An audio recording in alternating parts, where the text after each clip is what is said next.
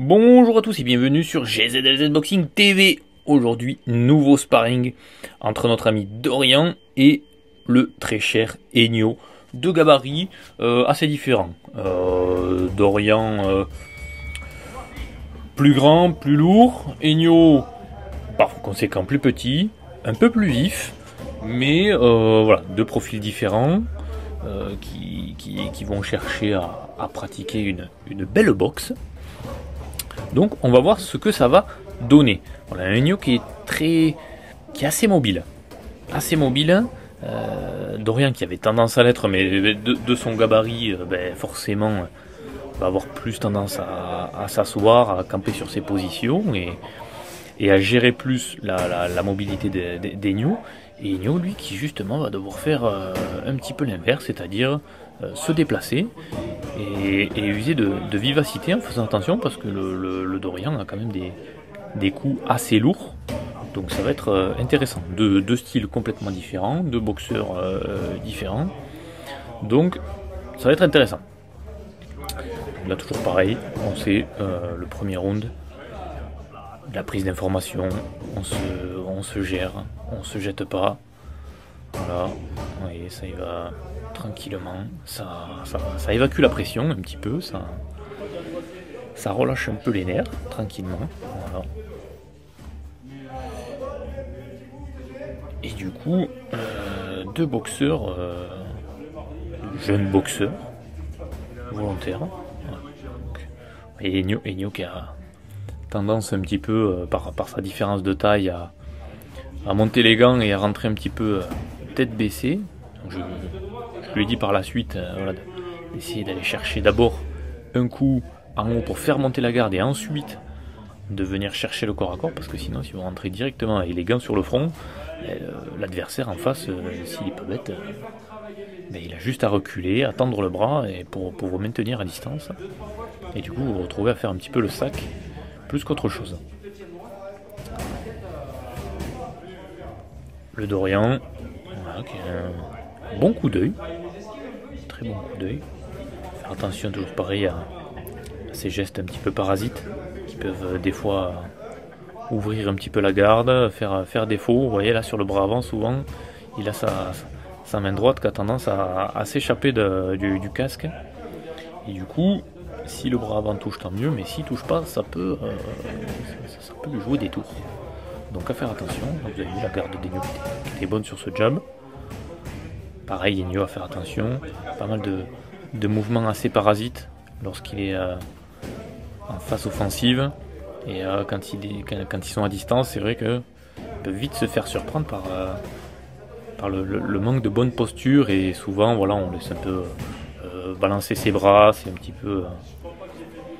on prend des postures qui sont naturellement agréables, mais qui sont pas forcément bonnes dans un ring, parce que l'adversaire est là, lui, pour justement profiter de tous ces petits défauts et les mettre à son profit pour venir au toucher. Donc deuxième round qui s'annonce sur les mêmes auspices. Voilà, pour l'instant, pas trop de fatigue, ça se met en jambes, ça prend les marques tranquillement. Mais Dorian qui a tendance à boxer un petit peu sur un fil. Vous voyez, les deux pieds sont souvent alignés l'un à l'autre. Donc à faire attention, parce qu'en termes d'équilibre, c'est pas forcément l'idéal. Lui qui a tendance à utiliser pas mal de feintes de corps, etc., de déplacement. Faire attention de ne pas trop se mettre, vous voyez, les pieds qui s'alignent beaucoup avec sa cible. Et du coup, pour partir d'un côté ou de l'autre, il va avoir tendance à avoir un équilibre qui est un petit peu plus délicat. Et vu que c'est quand même voilà, un beau bébé, qui est aux alentours des 80 kg, quand le poids tombe d'un côté ou de l'autre, du coup, il faut aller le rattraper et c'est pas forcément évident. L'espacement des jambes est bon, la posture d'Enio est pas mal. Vous voyez, le positionnement des jambes est bien, les pieds sont bien ancrés dans le sol. Voilà, il y a quelques carences au niveau du placement des mains, etc. Mais sinon, le positionnement des jambes est vraiment bien. La prise d'appui est très très bonne. C'est juste au niveau des mains pour Enio. Il y a ce mouvement de balancier où ça part un petit peu à droite à gauche, qui est du coup pas idéal. Mais sinon au niveau des pieds c'est presque pas mal. Bon, c'est pas mal pour les deux d'ailleurs, hein, mais c'est vrai que Dorian a tendance à se mettre un petit peu sur une ligne. Et ce qui fait que du coup le transfert de poids en rotation n'est pas forcément idéal. Voilà, faire attention aussi quand il se baisse, de pas forcément trop envoyer la tête, mais vraiment descendre sur ses genoux.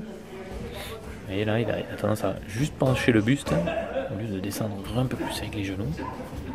Le contrôle qui est bien passé.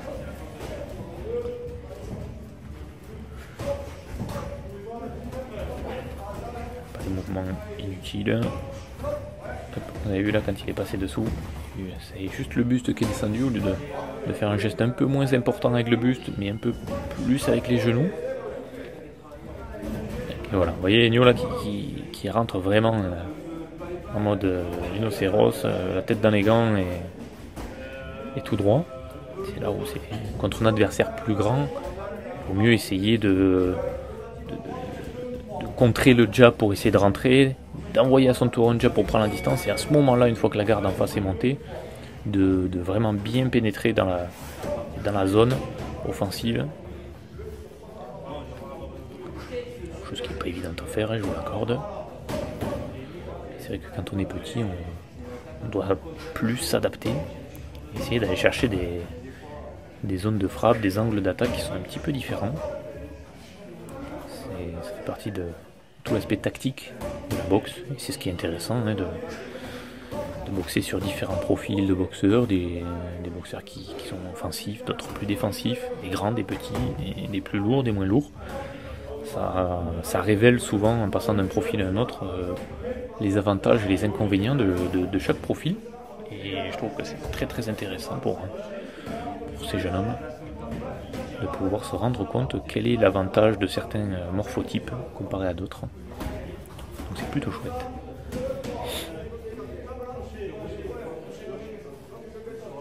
Et toujours là cette manie de rentrer tête baissée, et qu'en plus le rentrant la tête baissée avec les gants sur le front, en étant plus petit, et le champ de vision est très très réduit. Si vous ne voyez pas les gants de l'adversaire, ça devient très compliqué.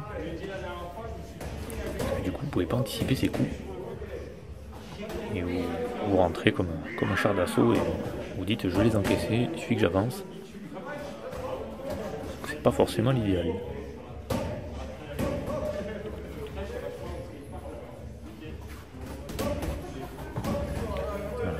Dorian qui essaie de poser un peu plus sa boxe, travailler proprement, et Ennio de par son gabarit sait qu'il est obligé de rentrer un peu plus sèchement dans la zone offensive, donc c'est bien différent.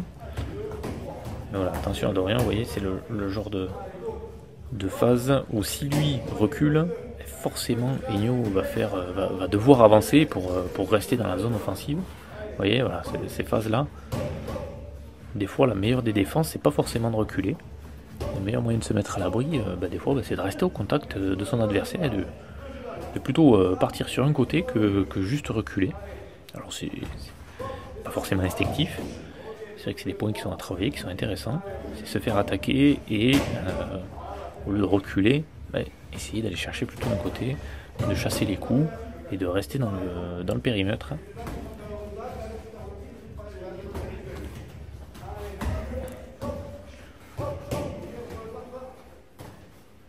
Belle esquive sur le jab.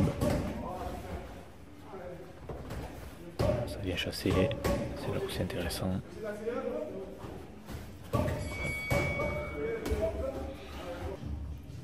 Quatrième round. Donc là déjà on commence à sentir un petit peu la fatigue qui commence à s'installer, les gants qui ont tendance à doucement tomber en fin de combinaison, c'est normal. Il faisait bon ce jour-là en plus, il faisait assez chaud, donc c'était très agréable. Une belle journée pour se parer. Avec des belles affiches. Voilà, attention, pas trop baisser la tête pour Ennio. Un joli coup au corps.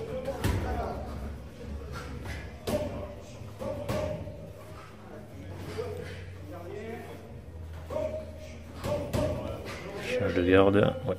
Il s'est rendu compte que c'est pas forcément intéressant, pas forcément une bonne idée. Ça manque de travail, de jab, de travail de distance, vous voyez, de la part de Dorian, où il pourrait justement user de son jab pour prendre la distance, prendre des points, marquer des points, et ça permettrait aussi à Enyo de développer aussi sa boxe, c'est-à-dire en essayant de passer dessous, en essayant de chasser, de remiser, des choses, voilà, là, le beau jab qui est passé, et ça permettrait d'éviter ça, notamment à Dorian, ce genre de phase où Enyo attaque, et au final la gestion de la distance des deux côtés est plus à l'avantage d'Enyo, parce que du coup il n'est pas attaqué quand il est à bonne distance. Donc c'est là où Dorian, ouais, manquerait un petit peu l'utilisation de son jab. Vous voyez, à chaque fois c'est le jab très souvent est pour rentrer le bras arrière en suivant, donc au final il maintient pas de distance, il n'est pas là en gestion de distance, il est juste là en ouverture de combinaison. C'est des petites choses qu'il faut régler petit à petit, hein, c'est normal. On est là pour travailler. Faire attention aussi à cette main droite là pour Dorian. Vous avez vu, dès que la gauche part, la main droite elle a tendance à de suite se baisser. Les pieds qui restent trop ancrés au sol, qui tombent pas assez. Surtout sur le crochet au corps. Un bon équilibre, c'est très très important.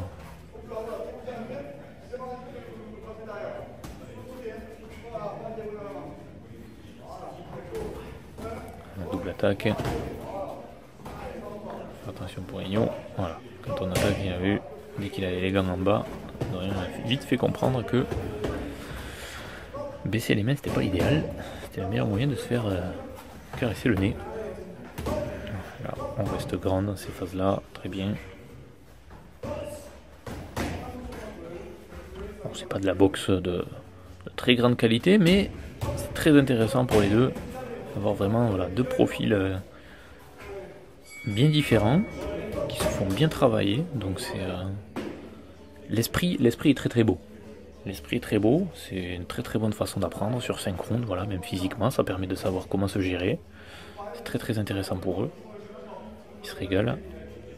Ça permet aussi d'apprendre à se connaître, hein, pour les fois futures, et petit à petit le niveau d'adversité peut que être meilleur les fois d'après. C'est deux boxeurs qui n'ont jamais croisé les gants ensemble, donc c'est l'occasion d'avoir une première idée, et pour les prochaines fois normalement ça va se débrider tout seul.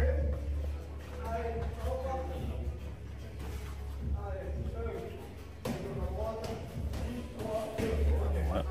L'attaque d'Enyo qui de suite, les bras tombent très rapidement.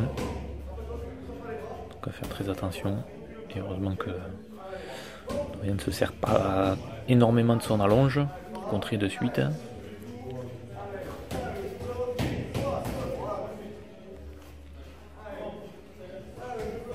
Il cherche à construire ses phases. Attention, vous voyez, Enyo à chaque fois qu'il s'est croché en général, ça s'ouvre de tous les côtés, il n'y a plus de garde. Après, il est quand même assez vif, donc il arrive souvent à s'en sortir, mais attention quand même, il suffit d'une fois pour se faire cueillir. Vous voyez, la phase n'était pas si mal, elle était mal réalisée, mais dans l'idée, voilà, venir chercher le corps à corps, pousser dans les cordes, c'était pas une mauvaise idée. Ça a été bien géré par Dorian. Il s'est pas laissé embarquer, il a gardé sa garde, donc c'est très bien. Voilà, bonne phase. Voilà, vous avez vu là, il a gardé le bras tendu pour maintenir à distance, ça c'est intéressant, c'est des choses qu'il faut faire un peu plus. Ça permet de maintenir une distance toujours avec son adversaire et d'éviter de se faire foncer dessus trop facilement, et même de trop se faire taper dans les gants.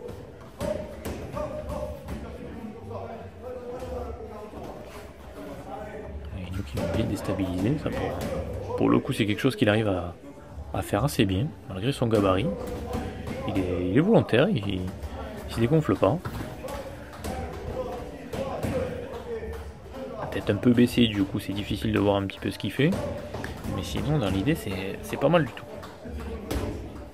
crochet bras arrière qui est pas mal, qui a été bien encaissé. On sent la fatigue qui se fait ressentir, c'est normal. Et fin de ce sparring qui était très intéressant entre ces deux boxeurs.